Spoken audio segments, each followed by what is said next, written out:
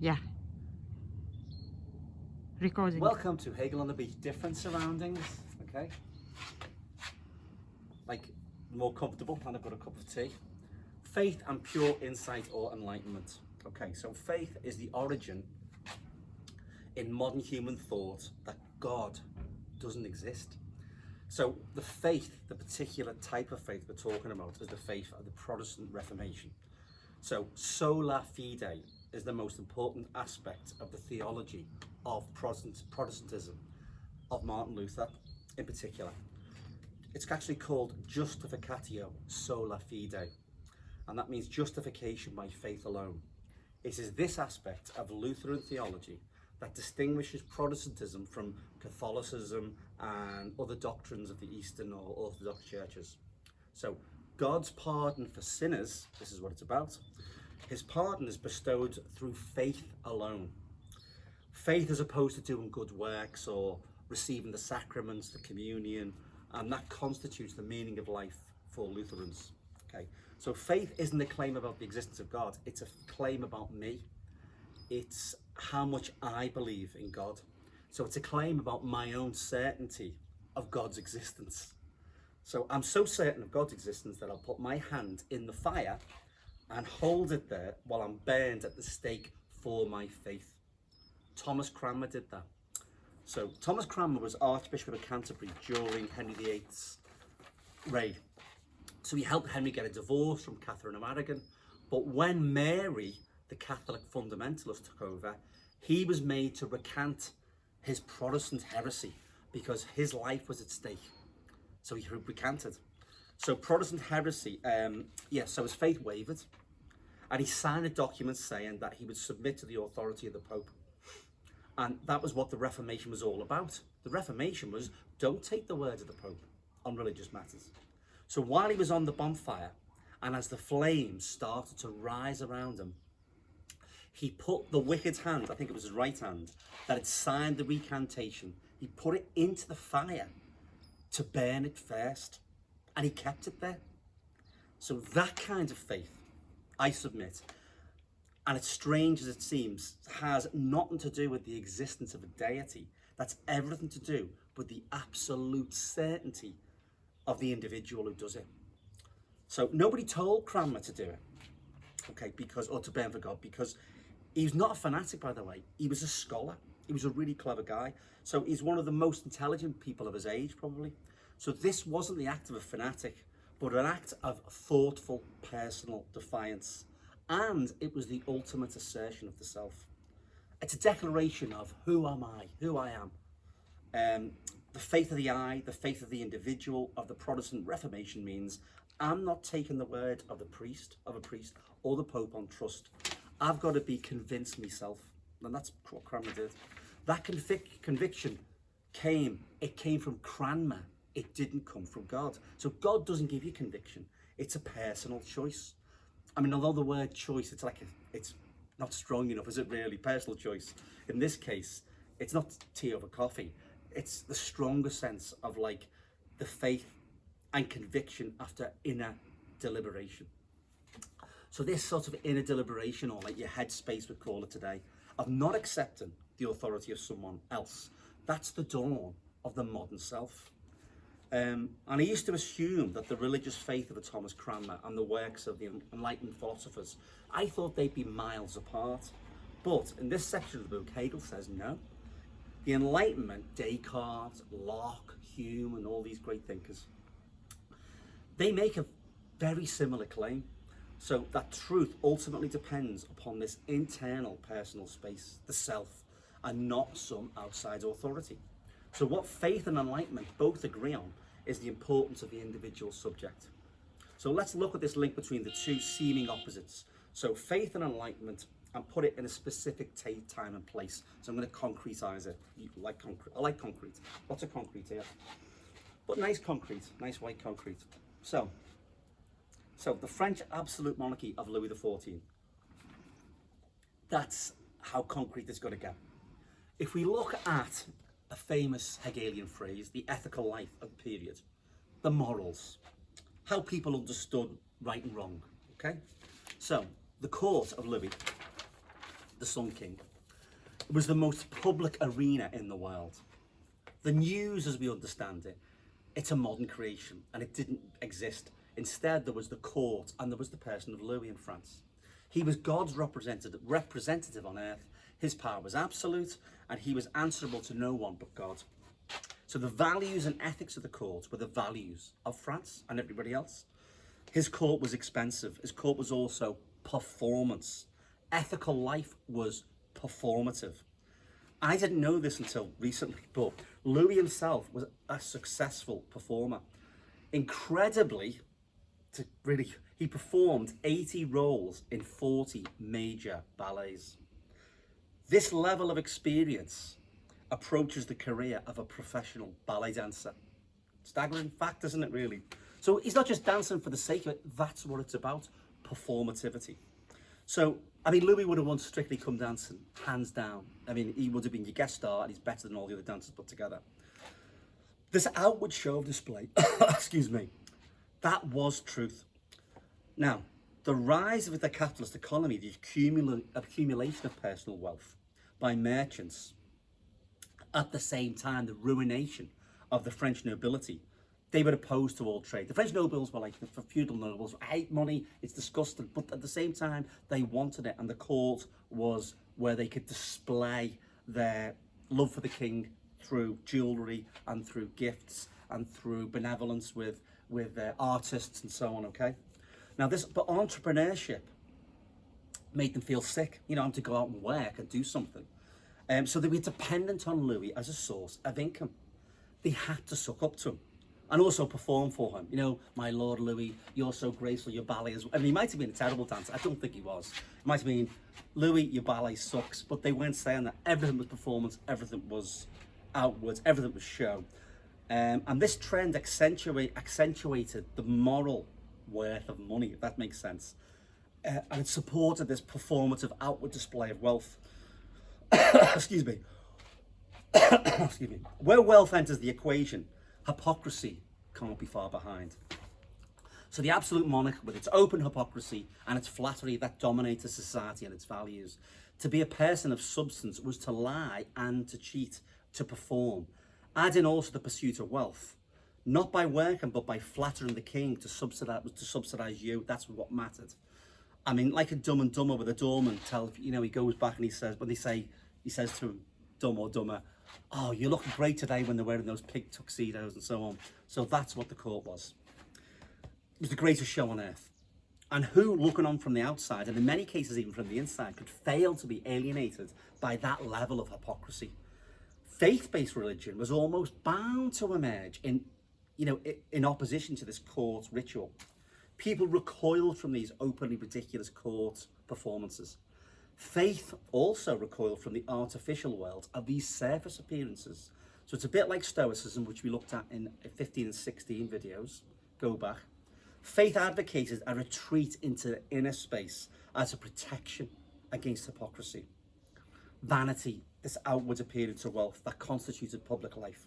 Faith was a move into an otherworldly realm of virtue and goodness, or rather an innerworldly. It was, I'm not having that, let me look into myself to find the real me. So faith was a response to Louis's fraudulent court, but so too was Enlightenment rationality. Faith was the inner world of piety, and this development, it left the door open to something called, which we've talked about, deism. Deism claims belief in God is based on reason rather than revelation or scripture. Reason is the power of the mind, not ignorant belief in relics and paintings and holy effigies. They were the trappings of the Catholic Church. Deism maintains that there is a God, but a very distant one, or a very interior God. The deist God created the laws of nature, which were accessible to the human mind via reason. So some Enlightenment thinkers claimed the belief in a deist God was proven by the observation in nature and in the law-like structures of the universe. So, I mean, if I'm an Enlightenment thinker, I say, just look at all this. All of these mountains, look at the sky. How does it all exist? There's got to be something behind it, isn't there? So that's the deist God. So reason appeals to an abstract God, a God who sets the rules and then vanishes. So a God of the interior, not of the God of the beautiful statues, not a God of outward displays of devotion or processions or the sacraments or stunning church buildings and stuff like that. No, no, no, no. This one created the world and then he just left it operate it under its natural laws that he or she designed.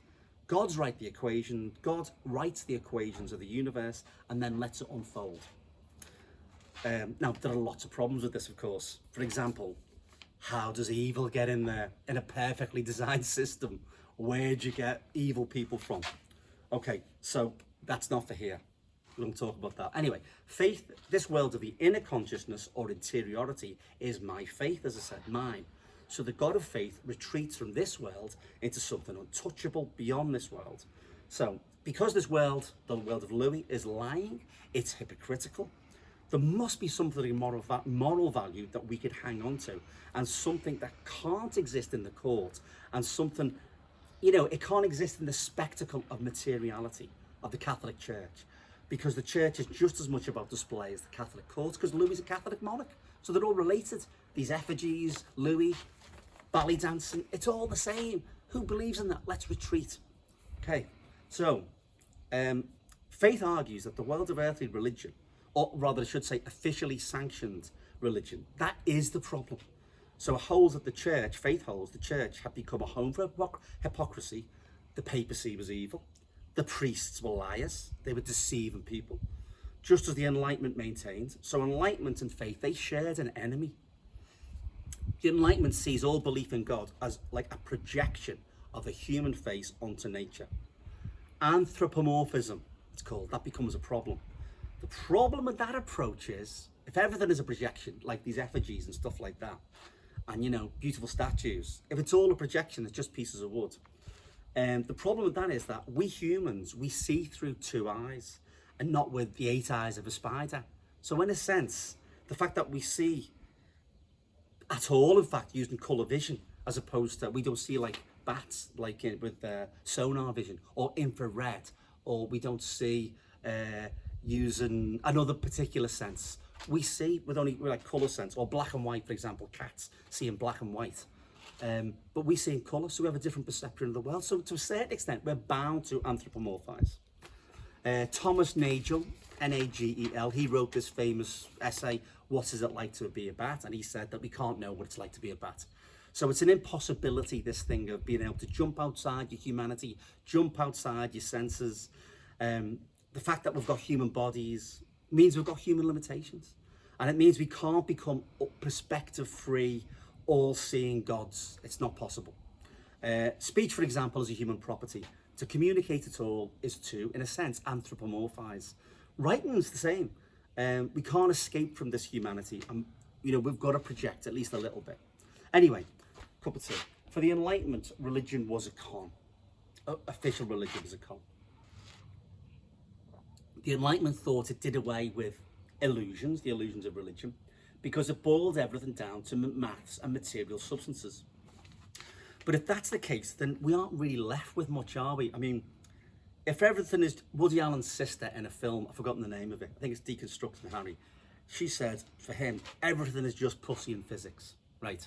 But if everything is just that, it doesn't leave, there's nothing else as that, it's just the material world. And as Lenin said in Materialism and Empirio-Criticism, if it's the same thing, everything is just these blocks of stone and wood, and we are pleasure maximizing rational creatures, we run the risk that everything, family, art, religion, even philosophy, friends even, they're just idealist projections. So if we take it to extreme, if we take this to its logical conclusion, we are only left on the one hand with the certainty of the material world.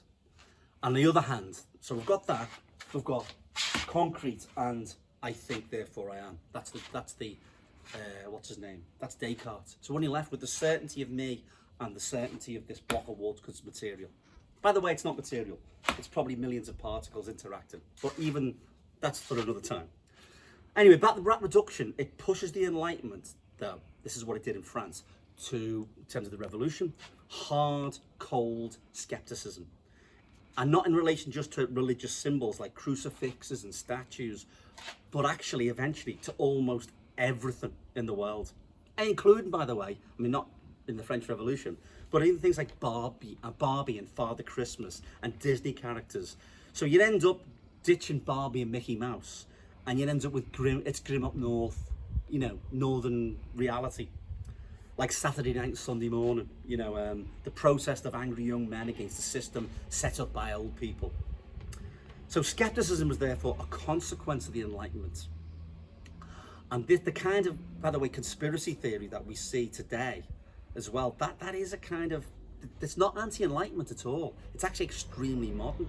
I mean, these people, of course, they're crazy, but their craziness is a twisted form of the Enlightenment. So, example, not long ago, I was at Liverpool Trades Council and there was a motion about, as I talk about all the time, Ukraine. I was speaking against this unpleasant, it was a weird motion on Ukraine. And I said that having been to Ukraine during the war and knowing people who witnessed war crimes in Mariupol, it was no fun under bombs, and proven Russian atrocities were terrible and so on. So the response from one person, this is someone who's a long-term activist, they said, well, how do we know that? You're saying it, but where's the proof? We've got no way of knowing it's true. Now, that level of denial, the belief in only what you take to be true, that appears to be irrational, doesn't it? I mean, this person is clearly, it seems like it's irrational, but as I said, it's deeply rooted in the rationality and the skepticism of the Enlightenment. Now, I don't mean it is all the Enlightenment. I mean, it's an extreme form, but it's a logical consequence under certain circumstances of the Enlightenment. This denial, it takes the form of a critique. It's not just, I don't believe in anything. It's sort of, well, I know I exist, and then there's an extrapolation beyond that. I mean, sometimes it's a right-wing critique, you know, with Trump, who just believes himself. But more frequently than ever, this is this dangerous part, it seems to be a left-wing thing. Now, things like TikTok are really interesting in this respect, because TikTok is able to spread immense lies really, really quickly through young audiences. And again, it's to do with an Enlightenment thing. It's mass communication and it's the certainty of the self. Anyway, the impossibility of trying to disprove that we're all brainwashed and not living in an illusion like the character Neo in the film The Matrix. That's the nightmare reality of our social media age, which has magnified the tendency to see through all illusions. You know, the BBC's telling you lies, these people are telling you lies, and not to trust anyone. I mean, the other day I saw on Twitter, trending was Osama bin Laden. And there's and this is through TikTok, there's people going, oh my God, I read the letter, Osama bin Laden. You know what? He predicted this. And of course, it's sort of on the surface, but it's nevertheless there. It's actually real. People, this stuff, but actually, I wrote this and then the Osama bin Laden thing come up. So I'm mentioning it now, but I wrote this bloody ages ago about people believing weird conspiracy, but it's Enlightenment. It's a form of Enlightenment. But anyway, the faith of Thomas Cranmer, that's a form of self-certainty. I mean, who holds the hand in a fire? Who does it? If you think about it, you know, like a suicide bomber might do it or something like that. And a suicide bomber, kind of, that's another twisted form of Enlightenment, because it's not really religion. It's religion through the prism of the Enlightenment and taking all the ideas of the Enlightenment in a twisted form. It's a bit different. It's not really a good example, but self-certainty, this absolute certainty that what you know in your head is the truth, that's something that Hegel debunked earlier. If you go to video 6, you'll see that's what this self-certainty, the certainty of the I know I'm right. Video 6, go back to that. You'll see I was talking about it there. So the certainty of the conspiracy theorist that the world is wrong, but the content of my brain is right. That's what we're talking about here. So my belief, that's my brief excursion into the skeptical legacy of the enlightened self. Okay, that's it. Back to Hegel. Hegel sees the Lutheran form of Protestantism as a new development of spirit in self-understanding of humanity. So for him, it's the start of an internality and individuality. Religion is no longer about doing what, this is the good side of the Enlightenment, or the good side of individuality. We're no longer doing what the priest commands, failing, going to confession, failing again and again and again, and keep doing the same thing. Instead of the unthinking following the church ritual, religion after the Reformation becomes, so instead of me going out, punching someone in the face, going to the priest saying, I'm really sorry, Father, I'm sinned. Okay, don't do it again. The next day, get drunk, go out again, punch someone in the face, go back to the church. forgive me for something, okay, and you do it again. That was the Catholic rituals. But under Protestantism, faith became a matter of thinking through things through for yourself. Everyone became a priest. So subjective spirit comes to itself, this is what he says, through this self-negation, because it is absolutely at home with itself. Thus, subjective spirit gains freedom in the truth, negates its particularity, and comes to itself in its truth. In this way, Christian freedom is actualized. Faith in God is undermined by the Enlightenment, but it's got nothing to put in its place. Okay, that brings us to, sorry, that's me, that. This brings us to Kant. So, Christian freedom is actualized. So I should have said was faith in God is undermined by the Enlightenment. This is me. But when it's got nothing to put in its place, Kant comes along. Immanuel Kant. He wanted to replace religion with ethics, which seems fair dues. He and other Enlightenment thinkers thought that by replacing traditional religious doctrines with ethics, we'd be able to solve some of the problems around religious intolerance, and we'd be able to improve morality and the condition of humanity. Excuse me. So this is what Kant says. What interest does reason have in this cognition of God? No speculative interest, but a practical one. The object is much too sublime for us to be able to speculate about it. In fact, we can be led into error by speculation, but our morality has need of the idea of God to give it emphasis. Let me drink. Thus, it should not make us more learned, but better, wiser, and more upright. So Kant thought that we can have no knowledge of God. For him, God is placed in this transcendent, he calls it noumena. So, God's something that can be thought, but not experienced, because it's not in this world. For Hegel, Kant's God is separated from human knowing. Well, for Kant probably also. If we can only know the truth through our senses, and because God can't be known through the senses, the idea of God for Hegel becomes empty and abstract. God, for example, doesn't become flesh in the Eucharist, according to the, Kant. This was the deist conception of God, which Hegel pointed out contradicted Christianity. So he pointed this out, that God was supposed to become flesh, and he announced his appearance on it. So Jesus was born. So that was Christian doctrine. For Hegel, God existed in space and time. He appeared on earth. In other writings of Hegel, not in Phenomenology, Hegel criticized Judaism or Islam because their abstract conception of God, a God that isn't actualized in the world. There is no Jesus or there might be a Jesus, but he's not God. He's just a prophet.